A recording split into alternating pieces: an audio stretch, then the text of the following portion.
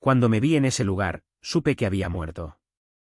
Recuerdo claramente que la gente me envolvió en algo blanco, como un sudario, antes de llevarme a una habitación tan oscura que, en el momento en que entré, tuve la absoluta seguridad de que nunca más saldría de allí. No había esperanza ni posibilidad de volver a ver a quien amaba. La sensación era que ese era mi destino eterno, un castigo merecido por ser una persona terrible. El miedo se apoderó de mí de inmediato. El instinto humano siempre busca una salida, un escape, pero no había forma de huir. Quedó inmovilizado, atrapado en ese lugar para siempre. A su alrededor, la gente estaba igualmente distante entre sí, aunque la oscuridad no les permitía ver mucho más lejos. Pero el olor era insoportable y los gritos resonaban sin parar. Pidieron a Cristo, rogaron perdón, clamaron que alguien lo rescatara. Perdí el control. Empecé a gritar pidiendo ayuda, pidiendo piedad, pero sabía que estaba condenada.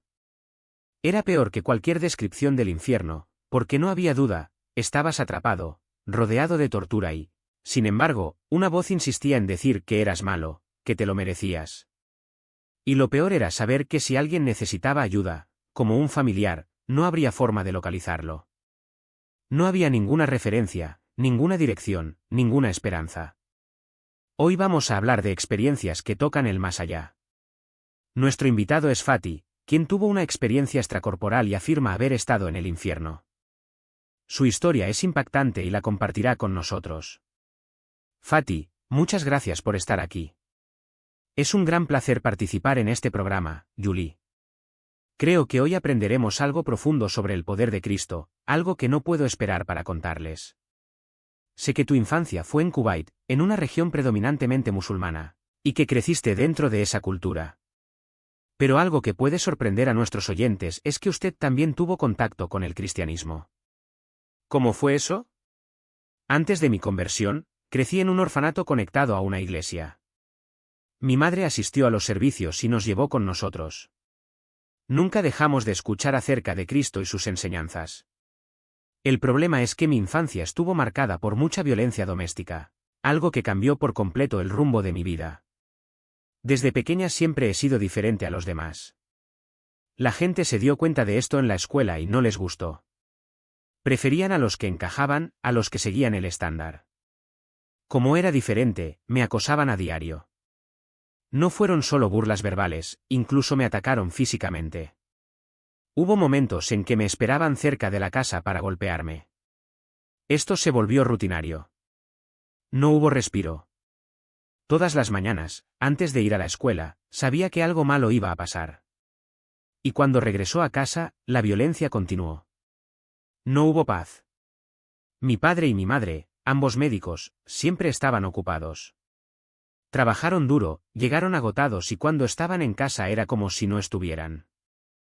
La única persona que me entendió fue mi abuela, que Dios la tenga en paz. Ella venía de Egipto para quedarse con nosotros por largos periodos de tiempo. Odiaba viajar en avión, tenía miedo, pero lo hice por nosotros. Ella prácticamente me crió cuando mis padres no podían estar allí. Cuando tenía 12 años, mi abuela falleció de cáncer de mama. Julie, ella y mi padre fueron las dos personas más importantes de mi vida. Perder a mi abuela fue como perderlo todo. Ella fue quien me entendió, quien pudo descifrar lo que sentía. Después de su muerte, dejé de preocuparme por nada. Dejé de ir a la iglesia, algo que hicimos juntos. Ella me llevó al catecismo y sin ella todo perdió su sentido. Mi fe se debilitó y la violencia en casa no hizo más que aumentar. Mi madre, a pesar de ser religiosa, no podía controlar sus rabietas. Sufrí constantes agresiones físicas. Con el tiempo comencé a reproducir lo que veía. Empecé a usar malas palabras y a ser violento en la escuela, lo que solo empeoró las cosas. Mi abuela siempre decía que si necesitaba a Dios, solo tenía que invocarlo. Que la Virgen María pudiera aparecerme a mí, como se apareció a los demás. Guardé esas palabras en mi corazón, pero cuando lo intenté, no pasó nada. Dios no respondió. La Virgen María no apareció. Nada. Lo único que parecía real era el dolor, la soledad, el sentimiento de que estaba solo en este sufrimiento. Dejé de ir a la iglesia y cuando cambié de escuela pensé que las cosas mejorarían. Pensé que, con gente nueva, tal vez no sufriría tanto. Pero no fue así. Mis nuevos compañeros pronto se dieron cuenta de mi debilidad y empezaron a perseguirme también. Logré terminar la secundaria a los 16 años y fui directamente a la universidad. Fue una época confusa. A los 16 años, todavía estás descubriendo quién eres y, de repente, te encuentras en un entorno completamente nuevo. No tenía la madurez para lidiar con eso. Fue un periodo de muchas dudas e incertidumbres. Hubo un juicio, sí. Lo que me faltaba era conciencia. Y los adolescentes son curiosos por naturaleza, quieren probarlo todo. Esa combinación, Julie, fue una receta para el desastre. Cuando entré a la universidad a los 16 años, conocí a un grupo de personas que eran simplemente malas y sin corazón, que actuaban cruelmente a diario. No fueron drogas, no fue solo rebelión, fueron cosas que ni siquiera puedes imaginar. Y, sin darme cuenta, me involucré con ellos. Me atrajo el estilo de vida que llevaban. Empecé a hacer cosas de las que no estoy orgulloso. Me involucré con mujeres, probé drogas, me sumergí en conductas autodestructivas. Y lo peor es que ya cargaba con heridas profundas desde casa. Así que nada de eso me pareció malo, al contrario, me sentí como un escape. La única razón por la que entré en esta espiral fue por los recuerdos que me habían perseguido desde que era niña. Recuerdo las peleas de mis padres. Mi madre fue la instigadora, la persona que empezó todo. Las discusiones duraron horas, a veces días. Una vez recuerdo una pelea que empezó a las 8 de la noche y no terminó hasta las 6 de la mañana. Mi padre, exhausto, entró al baño solo para lavarse la cara. Cuando llegó allí, se desmayó. Su corazón se detuvo debido al estrés. Yo, todavía un niño, corrí hacia él y comencé a gritar, desesperado. La última persona que quería perder era mi padre. Mi madre, gracias a Dios, logró resucitarlo. Lo llevaron a la UCI y permaneció allí unos días. Pero lo que más me llamó la atención fue lo que dijo cuando regresó de sus visitas. Nos reunió en la habitación y pronunció un discurso: cuando vuestro padre muera, no si se va, sino cuando volveremos a Egipto. Cada uno de vosotros va a vivir como en un país del tercer mundo.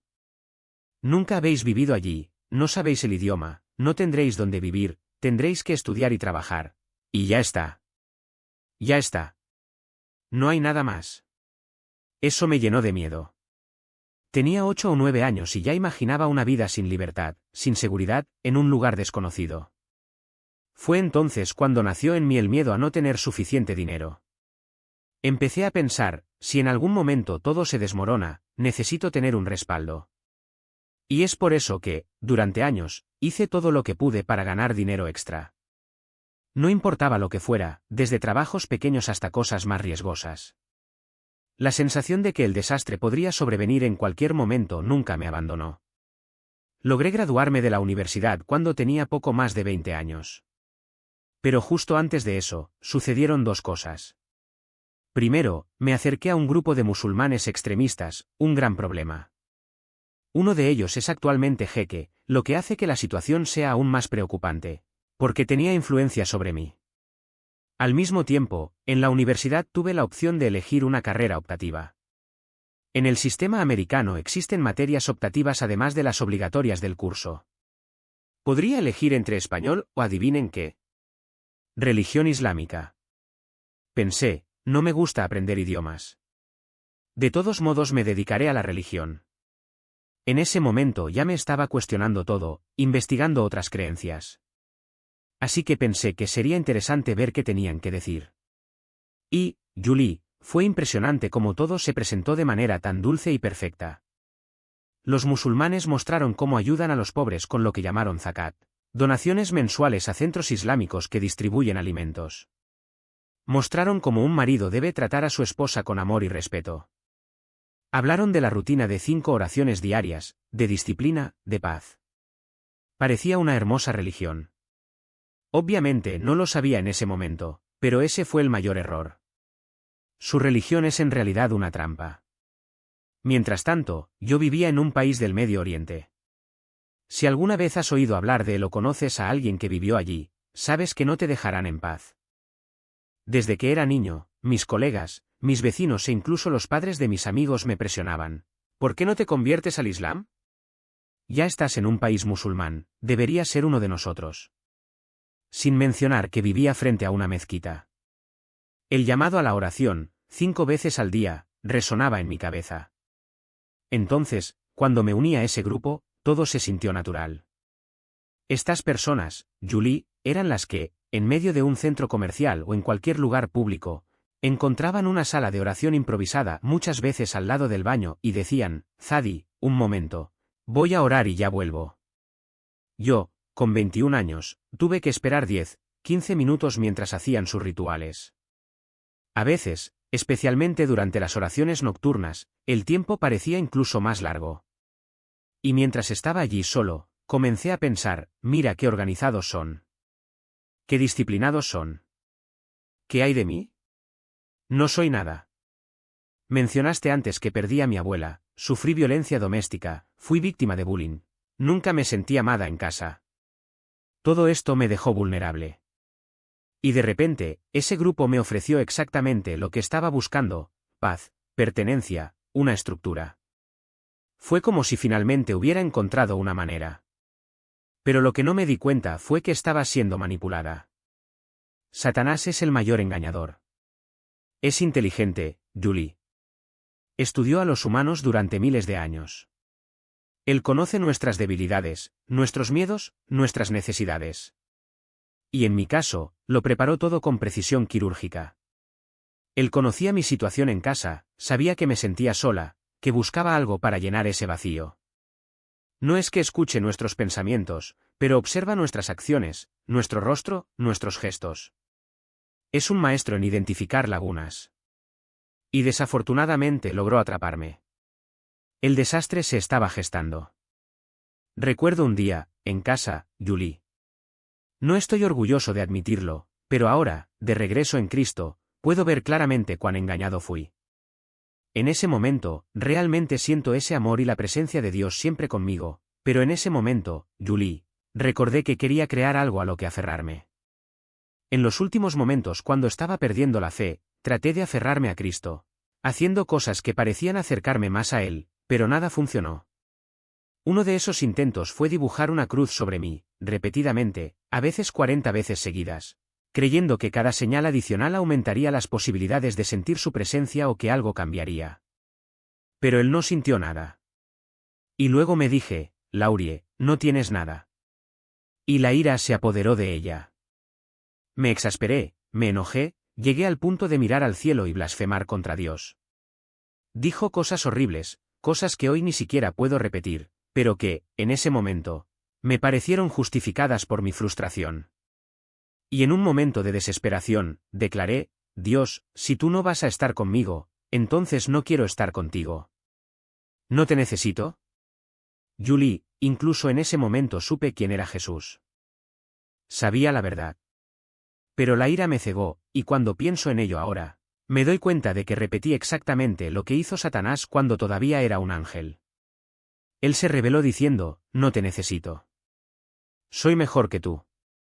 Y eso es lo que hice.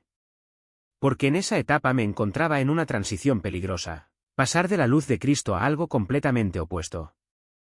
No es un cambio que ocurre de la noche a la mañana, es un proceso lento, una erosión gradual de la fe, hasta que te encuentras en un lugar en el que nunca imaginaste que estarías. Fue así como el 5 de diciembre de 2020 decidí abandonar el cristianismo. Recuerdo que la primera persona a la que se lo conté fue un amigo que todavía estaba orando por mí. Estaba eufórica, como si hubiera ganado una batalla, por fin. Ahora tenemos a alguien de nuestro lado. Le pedí que no se lo dijera a nadie, que todo debería ser entre nosotros. Pero, Julie, ya sabes cómo son estas cosas, al final de la semana siguiente, todo el mundo lo sabía. Y no fue algo discreto. Fue un alboroto, una celebración casi triunfal, como si me hubieran convertido a una causa. Así fue como Satanás me llevó allí. Después de eso, las cosas se aceleraron. Cuando te haces musulmán, lo primero que hacen es enseñarte los rituales, mostrarte cómo rezar, integrarte en la comunidad. Te toman bajo sus alas, como diciendo, ahora eres uno de nosotros. Recuerdo que, al principio, Me llevaron a un centro islámico en Kuwait, un lugar que acogía a nuevos conversos o personas interesadas en convertirse. Era un ambiente intenso, casi como una máquina de adoctrinamiento. Y fue allí donde conocí a un hombre, Yuli, un extremista de la peor calaña. Un fanático que no tiene pelos en la lengua. Era el tipo de persona que, con solo mirarlo, ya se podía sentir la violencia desbordada. Y aunque había vivido en Europa toda mi vida y tenía una mentalidad más abierta, algo en él me hizo preguntarme, ¿por qué fuiste a Europa, de todos modos? Eres musulmán. Me contó historias de su vida, de cómo trataba a su esposa, una mujer no árabe, creo que filipina, de la que acabó divorciándose. ¿La razón? Ella hablaba inglés con sus hijos y él la obligó a usar solo árabe porque, según él, el árabe es el idioma del Islam. Escuché eso y pensé, Dios mío, qué hombre más violento. Pero lo peor vino cuando empezó a hablar de mis padres. Me saludó como si fuéramos familia y luego me preguntó, tus padres son cristianos, ¿verdad? ¿Cómo reaccionarán? Era como si intentara venderme una idea, como si quisiera sumar puntos. Respondí que eran buenas personas que no merecían el infierno. Fue entonces cuando cambió de tono. No, no, no, tu padre irá al infierno, sí, pero estará en el nivel más bajo, donde no sentirá dolor. Julie, en ese momento, eso me pareció un alivio. Entonces no es tan malo, pero hoy veo que fue pura manipulación. También recuerdo una época en la que estaba desempleado, insatisfecho con su trabajo en el centro islámico. Me pidió ayuda para encontrar un nuevo trabajo. Y pensé, ¿por qué me pide esto? ¿No debería buscar la guía divina en lugar de preocuparse por las cosas mundanas? Pero en ese momento no lo cuestioné. Él simplemente siguió adelante.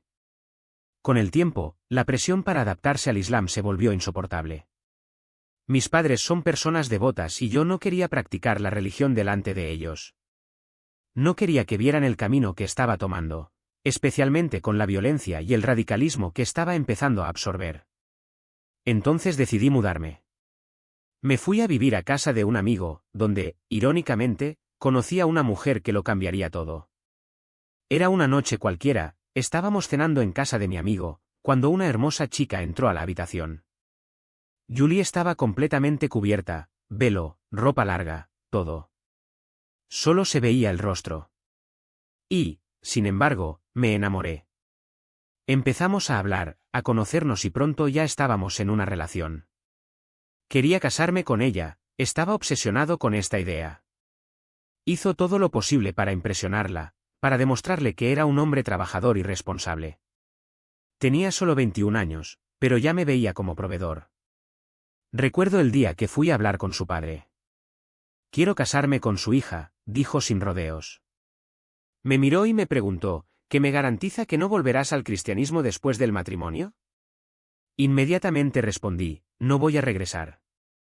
Odio el cristianismo. Y no fue solo la fuerza de expresión, realmente creía en ello. Me había convencido de que esta era la verdad. Pero no solo estaba satisfecho con mi vida. De hecho, odiaba a los no cristianos. Empecé a despreciarlos realmente. Cada vez que veía un vídeo de un musulmán criticando el cristianismo, pensaba para mis adentros o les decía a mis amigos, ¡qué idiota!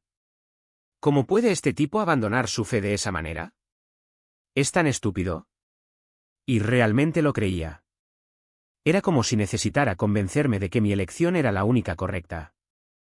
Entonces, un día, fui al centro para oficializar la conversión de mis documentos. Y lo hice. Gané el proceso, cambié todo. Salí de allí sintiendo que ahora era oficialmente parte de la UMA. Pero con el tiempo, las cosas entre nosotros no funcionaron. Eso provocó muchos problemas en la familia, muchas discusiones con los amigos. Y así fue. Pero en ese momento, Julie, fue cuando realmente comenzaron mis experiencias. Quería demostrarle que era un hombre dedicado y trabajador. Y lo primero que hice no fue simplemente conseguir un trabajo, fue esforzarme por entrar en las mejores empresas. Y lo hice. Pero, Julie, esas corporaciones te dejan seco. Consumen tu tiempo, tu energía, todo. Y, para colmo, nací con el colesterol alto, heredado de familia. Con el estrés del acoso cuando era niño, también desarrollé presión arterial alta. Era una receta para el desastre, trabajar duro, bajo presión constante. Recuerdo que un día estaba con mi jefe revisando documentos. Yo era auditor y cualquiera que conozca la profesión sabe que las horas son largas y agotadoras. Tenemos que comprobar cada detalle y asegurarnos de que la empresa auditada no infrinja ninguna ley. Estábamos inmersos en nuestros papeles cuando, de fondo, escuché una conversación. Un cristiano habló con otro y elogió la organización de una línea de producción en una empresa musulmana. Rezan juntos, tienen disciplina. Ojalá el cristianismo fuera así, dijo. En mi cabeza pensé, ¿por qué este tipo simplemente no se convierte? ¿Por qué se queda ahí quejándose? ¡Qué idiota! Era un odio visceral, casi violento. Y ese día, después de la oración, Julie, Dios empezó a darme la primera advertencia. Estaba sentado en mi escritorio, trabajando, cuando sentí un dolor en el pecho. No era un dolor común y corriente, era intenso, urgente. Fui a ver a mi jefe y le dije, no me siento bien. Necesito irme. El dolor era tan fuerte que apenas podía hablar. Tengo un dolor en el corazón, necesito atención. Él asintió y recuerdo que un colega, un amigo de la infancia, de hecho, porque Qatar es pequeño y todos se conocen, se ofreció a llevarme al centro de salud. Llegamos allí y el médico empezó a hacerme preguntas sobre mi historial. Cuando le hablé del colesterol alto y la presión arterial, se sorprendió. ¿Qué estás haciendo aquí? Tienes que ir a un hospital. No tenemos el equipo para tratarte aquí. Si algo sale mal. Llamó a una ambulancia de inmediato. Me llevaron rápidamente y en el camino, mientras esperaba en la sala de observación, tuve una visión. Julie, fue como si estuviera sumida en una oscuridad absoluta, sin un solo punto de luz.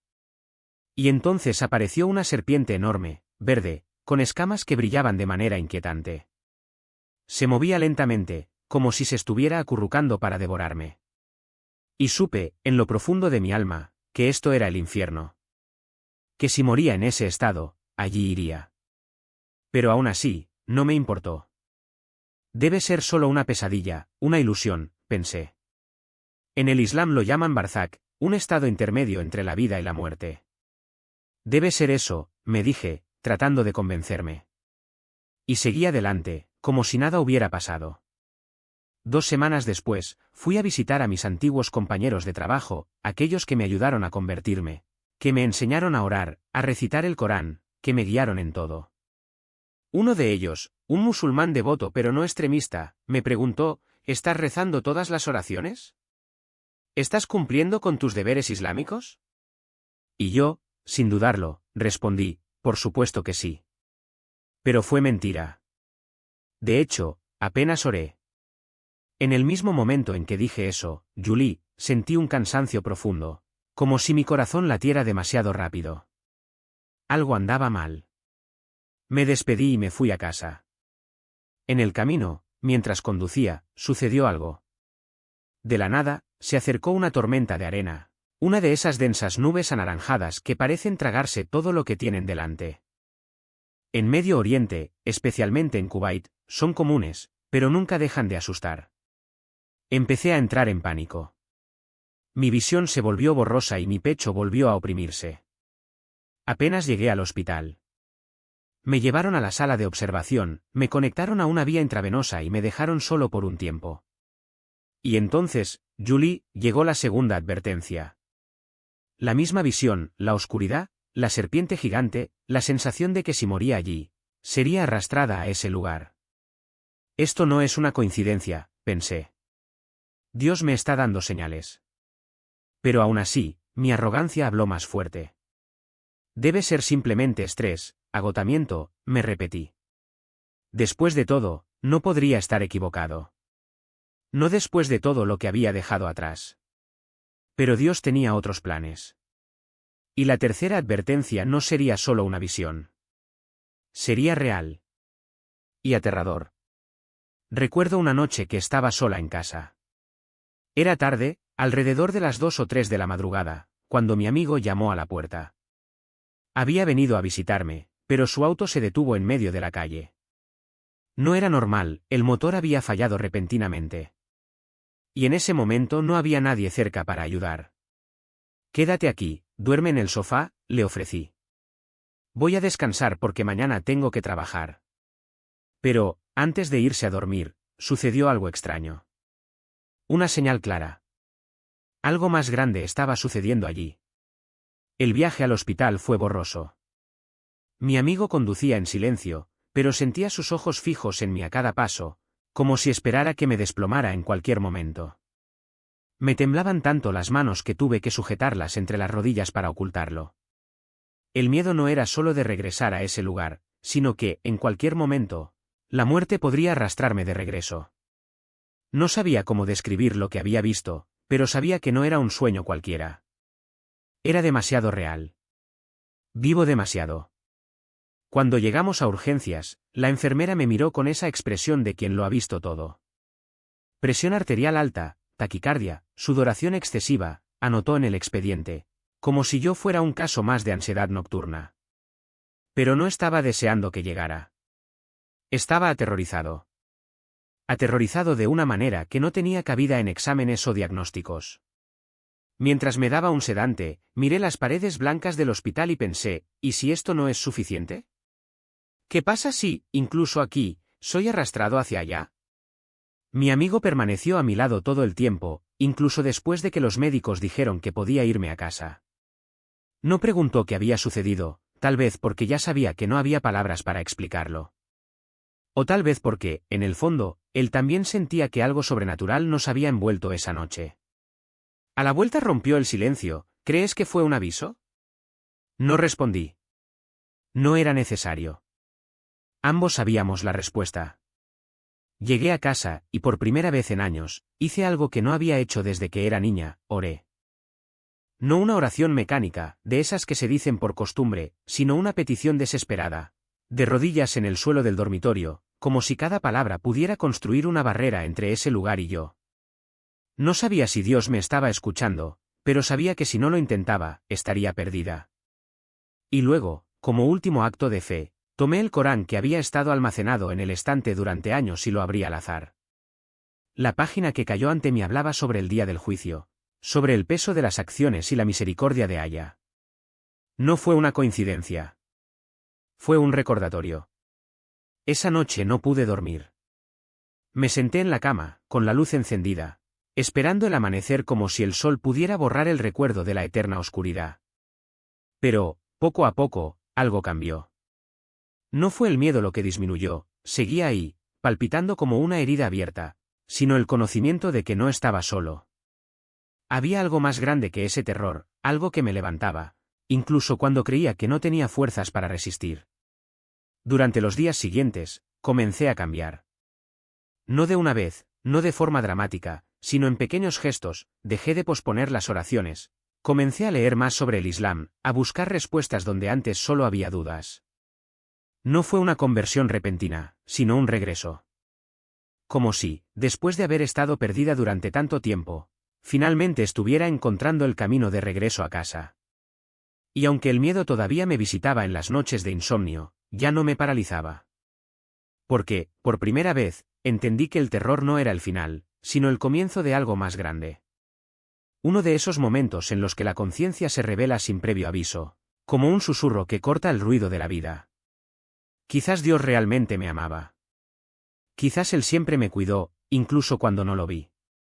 Durante mucho tiempo había creído que a Él no le importaba, entonces, ¿por qué iba a preocuparme por Él? Era una lógica fría, pero tenía sentido dentro de mi propia indiferencia. Recuerdo cuando fuimos al hospital. Irónicamente, el lugar estaba a solo 2 minutos en coche de mi casa. Mi padre me dejó en la entrada y corría dentro, jadeando, diciendo que era una emergencia. El médico de la recepción me dijo, vaya al 3er piso, allí encontrará ayuda. Casi subí las escaleras volando y tan pronto como me vio la enfermera, le pedí el medicamento que conocía, el que ralentiza el corazón. Cualquier persona con problemas cardíacos sabría de qué estaba hablando. Pero ella se negó, no podemos darle nada sin que el médico la examine primero. Insistí, le expliqué que el corazón me aceleraba, que la taquicardia no se iba, que ya sabía lo que estaba pasando. Me llevó a una habitación, conectó los electrodos, me hizo el electrocardiograma. Y luego, cuando miraron los resultados, vieron lo que yo ya sabía: mi corazón estaba fuera de control, como si la electricidad en su interior se hubiera vuelto loca. El médico entró corriendo y, antes incluso de hablar, ya había notado algo extraño. Cuando colocaron los cables en mi pecho, pude ver mis propias venas palpitando en mi abdomen, algo que nunca antes había sucedido. Era como si mi corazón latiera fuera de lugar, como si todo mi cuerpo estuviera siendo sacudido desde adentro. ¿Y el doctor? Nunca había visto a un médico tan asustado.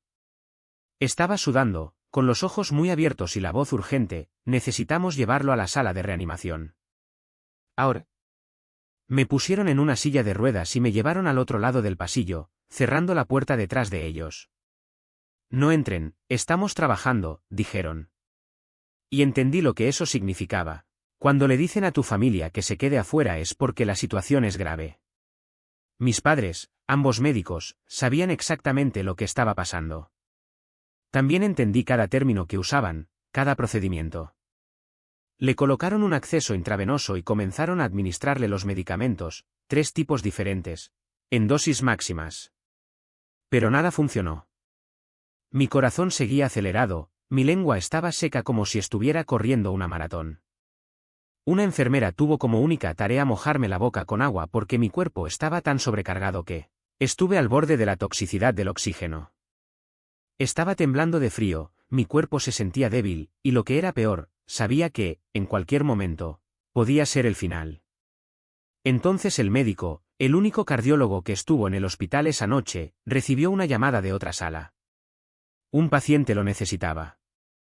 Se volvió hacia la enfermera, la llevó aparte y le dio rápidas instrucciones sobre el desfibrilador, el dispositivo que aplica una descarga al corazón. Si pasa algo, ya sabes qué hacer, dijo antes de marcharse. Y me quedé allí, sola con aquella enfermera, que apenas podía mirarme a los ojos. Fue en ese momento que entendí: se habían rendido conmigo. El médico parecía haber perdido la esperanza y ahora dependía del intento desesperado de una profesional que, por sí sola, no sabía si podría salvarme. Fue entonces cuando algo dentro de mí se rompió. No fue miedo, no fue desesperación, fue rendición. Miré al techo y, por primera vez en años, hablé con Dios sin ira, sin cinismo. Perdóname, susurré. No me importaba, pero ahora sí. Prometo que cambiaré. Solo dame una oportunidad. Y entonces, como si el tiempo se hubiera detenido, mi corazón empezó a latir más despacio. No fue gradual, no fue poco a poco, fue instantáneo. Una paz que nunca había sentido me invadió, como si alguien hubiera apagado un interruptor dentro de mi pecho.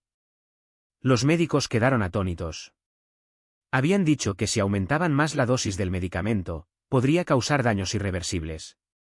Pero ahí estaba yo, respondiendo. Y no fue por los medicamentos. Era algo más grande. Porque, al final, ningún médico, ninguna medicina, ninguna ciencia habría podido hacer eso. Solo Dios. Solo el que conoce cada latido de nuestro corazón, cada pensamiento, cada arrepentimiento. Solo Él pudo haberme dado ese alivio cuando ya no tenía fuerzas para pedir. Y así lo entendí: por muy lejos que hayamos llegado, por muy equivocados que hayamos estado, mientras tengamos aliento, hay posibilidades. Una oportunidad de empezar de nuevo, de rendirnos, de dejar que Él nos encuentre. Porque Dios no se da por vencido con nosotros, somos nosotros los que, por orgullo o terquedad, insistimos en alejarnos. Pero cuando finalmente nos humillamos, cuando reconocemos que no tenemos control sobre nada, es cuando Él actúa. Y actúa de una manera que nadie más podría hacerlo. El tiempo que nos queda no durará para siempre. Sí. La vida es preciosa. Y donde yo estaba, en ese lugar oscuro, no había lugar para darme cuenta de eso. No desearía que nadie pasara por eso.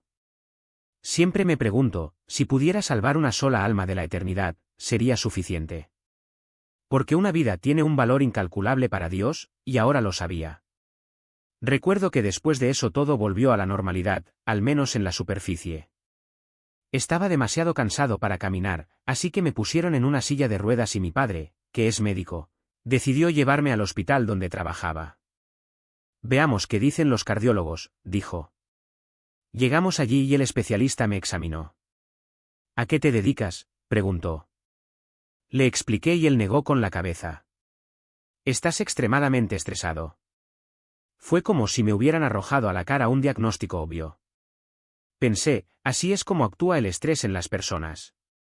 Me dio un ultimátum, 2 semanas. O me detendría ahora o moriría. En ese momento todavía estaba perdido. Todavía no sabía qué hacer, a dónde ir. Pero en lo profundo de mi corazón sabía que Jesús era justo. Aún así seguí con mis viejas rutinas, vivía sola, tenía visitas, vivía como antes. Hasta que un día sentí unas inexplicables ganas de viajar. Fui a Georgia a visitar a unos amigos que formaban parte de un grupo islámico. No sabía por qué lo hice, pero lo hice. Antes de embarcar, hablé con un amigo, un ateo. No se lo digas a nadie, dije, pero dejé esta religión. Es mala. Es estúpida.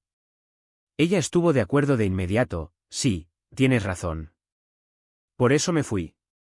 Entonces le pregunté, ¿y tú, qué crees? Soy cristiano, respondí. Ella se sorprendió, pero dijo, eso es genial. Es mucho más libre. Fue la primera vez que sentí el apoyo de alguien que no creía en nada. Algo dentro de mí se iluminó. El viaje a Jordania fue decisivo. Pasé la mayor parte del tiempo solo, leyendo, reflexionando. Pero a veces me unía a mis amigos musulmanes. Fue allí donde me di cuenta de que mi fe en el Islam ya no existía. Era Ramadán, el mes sagrado, y realizaban sus oraciones y rituales.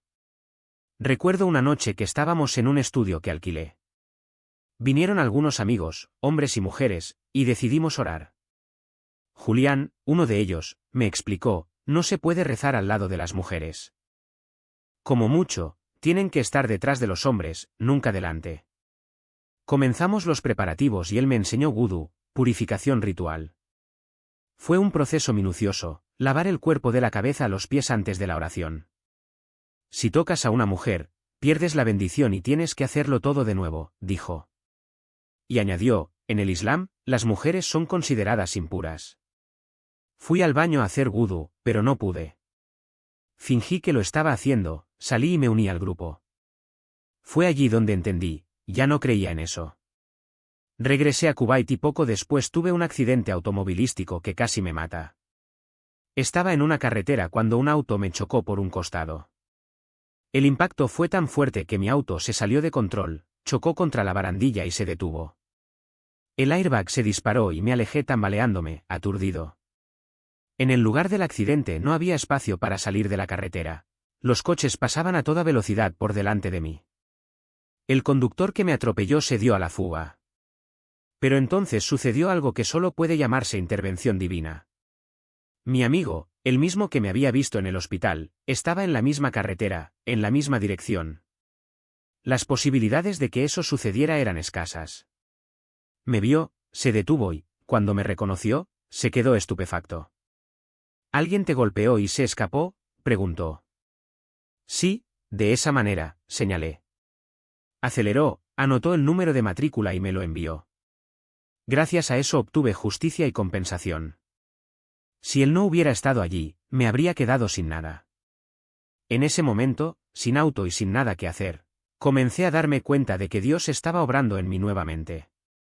No fue algo consciente, pero sentí una presencia, una fuerza que me empujaba hacia él. Una noche, en casa, recordé que en mi parroquia había misa a las 4 de la mañana, los lunes. Casi nadie fue. Pensé, este sería un buen comienzo. A la iglesia, pero había un problema, no sabía dónde estaba. Cada vez que intenté ir, terminé perdiéndome. El lugar era remoto, mal iluminado y a esa hora de la mañana daba miedo. Además no conocía a nadie allí, no sabía el horario exacto ni cómo funcionaba. No tenía ninguna información. Entonces, en el fondo, solo me quedaba un pensamiento. Me gustaría ir a misa el lunes a las 4 de la mañana. Al menos mis amigos no se darían cuenta, después de todo, ¿quién se despierta tan temprano? Y aún mejor, apenas habría gente, lo que me daría un espacio seguro para comenzar. Pero, como todo ser humano, el hambre hablaba con más fuerza. Salí de casa con un amigo para comer algo rápido. El lugar era sencillo, uno de esos lugares donde el personal no suele ser muy conversador. Al menos no como en Estados Unidos, donde la gente inicia conversaciones.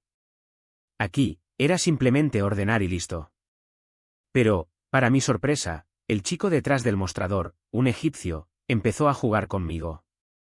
¿Qué pasa, egipcio? ¿Cómo te llamas?, preguntó. Respondí, Fadi. Me miró con una sonrisa diferente. ¿Fadi? Ese es un nombre de pila. Y así fue. En aquella época no había muchos cristianos egipcios en Queens. La mayoría de los egipcios eran musulmanes y los pocos cristianos solían llevar una cruz en la muñeca, símbolo de resistencia. Esto se debe a que, hace siglos, los cristianos en Egipto eran perseguidos, obligados a pagar impuestos por no ser musulmanes e incluso marcados con pesadas cruces alrededor del cuello, para identificarlos. Las casas cristianas también estaban marcadas con cruces en las puertas. Por eso, muchos todavía llevaban la cruz en la muñeca, como recordatorio de fe y fuerza. Cuando el asistente vio la cruz en mi muñeca, su tono cambió. ¿Eres cristiano?, preguntó, sorprendido. Sí, respondí. ¡Guau, qué increíble! Yo también lo soy. Siempre quise ir a misa el lunes a las 4 de la madrugada, pero no tenía a nadie que me llevara. Fue entonces cuando dijo, conozco al cura de allí. Vamos juntos. En ese momento comprendí que Dios había puesto ese encuentro en mi camino. No fue una coincidencia. Sabía que necesitaba a alguien que me guiara y ahí estaba la respuesta. Fuimos juntos a misa y cuando llegamos, los sacerdotes me miraron con aire de familiaridad. Uno de ellos incluso le susurró al otro, se parece a su hermano. Era cierto. Tenía un hermano que asistía a esa iglesia y los sacerdotes lo conocían bien.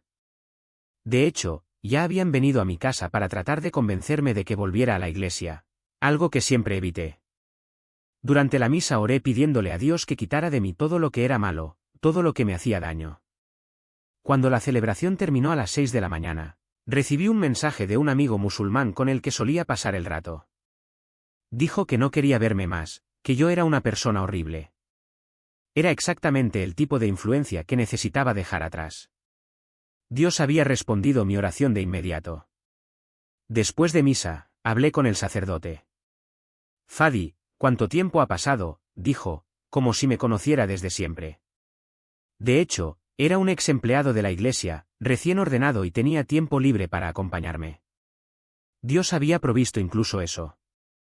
Empezamos a reunirnos con frecuencia y él me enseñó sobre la Biblia, sobre la vida en Cristo. Con el tiempo, ese sacerdote se volvió demasiado ocupado para continuar nuestras reuniones, pero Dios ya había cumplido su propósito, yo ya había aprendido lo suficiente para seguir adelante. De alguien que vivía inmerso en la oscuridad, en relaciones vacías, en elecciones que me alejaban de Dios, pasé a servir en el altar de la iglesia. Fue una transformación radical, de la noche al día, de la oscuridad a la luz. Y todo empezó con un simple deseo, ir a misa a las 4 de la mañana. Hoy miro hacia atrás y veo cómo Dios obró en cada detalle. Me aisló de voces que no eran las suyas, me mostró el camino y me trajo aquí. Si no fuera por él, no estaría donde estoy. No habría conocido la paz, la alegría de vivir una vida con propósito. Dios me trajo a Estados Unidos, me guió por caminos que nunca imaginé y hoy agradezco cada paso. Porque, al final del día, no somos nosotros quienes tenemos el control de nuestras vidas. La tierra y todo lo que hay en ella pertenece al Señor. Y Él, en su infinita misericordia, nos lleva exactamente a donde debemos estar. Servir el placer del hombre. No hay amor verdadero, no hay compañerismo, no hay respeto mutuo como Dios quiso. En el Islam, el matrimonio es una transacción, un acuerdo temporal en el que la mujer es tratada como una propiedad. Y lo más triste es que incluso cuando un hombre se casa con una mujer, puede divorciarse de ella simplemente diciendo talak 3 veces, sin ningún proceso, sin ninguna consideración por sus sentimientos ni por sus hijos. Es como si fuera desechable. Ahora compare eso con lo que Jesús hizo por nosotros. En el cristianismo, el matrimonio es un reflejo del amor de Cristo por la Iglesia. Es una alianza sagrada, donde dos se convierten en una sola carne, unidos no por un contrato de placer, sino por un compromiso de amor, respeto y fidelidad. Jesús no nos trata como objetos, sino como hijos amados. Él no nos controla con reglas opresivas, sino que nos libera con su gracia. En el Islam, las mujeres son asfixiadas, silenciadas y tratadas como inferiores. Pero en Cristo no hay ni varón ni mujer, porque todos somos uno en Él. Nos dio dignidad, valor, libertad. ¿Y sabes qué es lo que más me sorprende? En el Islam, incluso la salvación se basa en obras. Tienes que seguir reglas, rezar 5 veces al día, ayunar, dar limosna y, aún así, nunca estarás seguro de si serás aceptado por Allah. Es un sistema de miedo, de incertidumbre, donde nunca sabes si has hecho lo suficiente. ¿Pero Jesús? Ya lo ha hecho todo. Pagó el precio en la cruz. No necesitamos merecer su amor, porque Él ya nos amó primero. No necesitamos esforzarnos por ser aceptados, porque Él ya nos aceptó. La salvación no es por obras, para que nadie se gloríe. Es un don gratuito, recibido por la fe. Y esta diferencia es como el día y la noche. En el Islam se vive bajo el peso de la ley, siempre intentando complacer a un Dios distante e impredecible. En el cristianismo vives en la libertad del amor de un Padre que conoce cada detalle de tu vida y que se preocupa profundamente por ti. No es de extrañar que cuando conocí a Jesús, sentí como si me hubieran quitado un gran peso de encima. Ya no tenía que esforzarme por ser lo suficientemente bueno. Ya no necesitaba vivir con miedo. Porque Él ya había hecho todo por mí. Y por eso hoy puedo decir con total convicción, Jesús no es solo una diferencia entre religiones.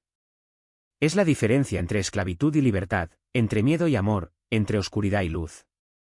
Londres, para mí, era un lugar de búsqueda, de cuestionamiento, de intento de encontrar significado a reglas y tradiciones. ¿Pero Jesús? Jesús me dio respuestas. Él me dio paz. Me mostró que no necesito vivir atada a lo que los hombres dicen que es correcto. Puedo vivir en la verdad de lo que Dios dice que es correcto. Y esta verdad es simple: Dios no nos creó para ser esclavos de las religiones. Él nos creó para ser sus hijos, amados, libres y llenos de propósito. Y cuando entiendes esto, todo cambia. La vida deja de ser una lucha y se convierte en un viaje de gratitud, confianza y entrega. Porque, al fin y al cabo, no importa dónde estés, si en Londres, Estados Unidos o cualquier otro lugar del mundo. Lo que importa es dónde está tu corazón. Y el mío, hoy, es en Cristo. Porque solo en Él encontré la verdadera libertad. Solo en Él encontré el amor verdadero. Y solo en Él encontré el verdadero propósito de mi vida. La satisfacción de un hombre. Y si una mujer no se siente dispuesta a complacerlo, tiene derecho a divorciarse. Esa es una gran diferencia. Porque, según la palabra de Dios, estamos llamados a tratar a nuestras esposas como vasos más frágiles. Con respeto, sometiéndose unas a otras, reconociendo que tanto el cuerpo del hombre pertenece a la mujer como el cuerpo de la mujer pertenece al hombre. Ambos son iguales ante Dios, pero no en el Islam. Otro punto profundamente preocupante es la forma en que el Islam presenta a Alá. Dicen que es el mejor de los planificadores. Ahora, comparemos esto con lo que nos enseña la Biblia: Satanás es el gran engañador, el maestro de la manipulación. En el Islam, hay enseñanzas que alientan a los musulmanes a tender emboscadas a los no creyentes, mentirles y, si no se convierten, matarlos. Si aceptan el Islam, se salvarán. ¿No te suena familiar? ¿No es eso exactamente lo que hacen grupos como ISIS? Detener autobuses de cristianos que van a los monasterios, obligarlos a convertirse, y cuando se niegan, martirizarlos sin dudarlo. El Islam no es una religión de paz. Es una religión que, en esencia, justifica la violencia en nombre de Alá. Y no se detiene ahí. Hay pasajes en los hadices, que muchos musulmanes dicen que no son esenciales, pero que el propio Corán afirma que son complementos indispensables, que son aún más inquietantes. Por ejemplo, hay enseñanzas que afirman que los negros no pueden entrar al cielo, que están condenados al infierno. Y a nosotros, los no creyentes, se nos llama kafirs, inmundos, destinados a cargar con los pecados de los musulmanes. Según el Islam, los musulmanes pueden pasar tiempo en el infierno, 300 años, tal vez más, pero al final sus pecados no serán transferidos a nosotros, que ocuparemos su lugar. Es una lógica cruel, los no creyentes pagan por los errores de los creyentes. La diferencia entre Islam y cristianismo no podría ser más clara. Jesucristo llevó nuestros pecados.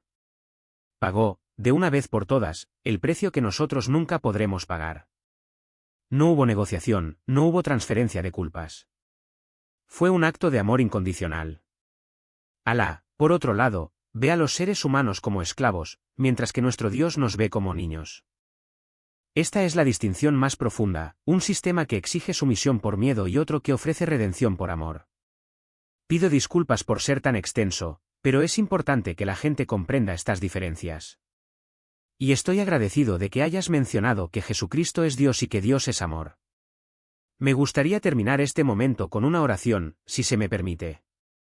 No solo para ti, Julie, sino para todos los que nos siguen, porque el amor de Dios debe ser compartido con todos. Padre, Hijo y Espíritu Santo, un solo Dios, amén. Señor Jesús, te doy gracias por todo lo que has hecho en mi vida, en la vida de Julie y en la vida de cada persona que hoy nos escucha. Te agradezco por la oportunidad de compartir la verdad de tu amor, para llegar a aquellos que todavía están buscando respuestas. Porque, al final, nadie llega al Padre sino por ti.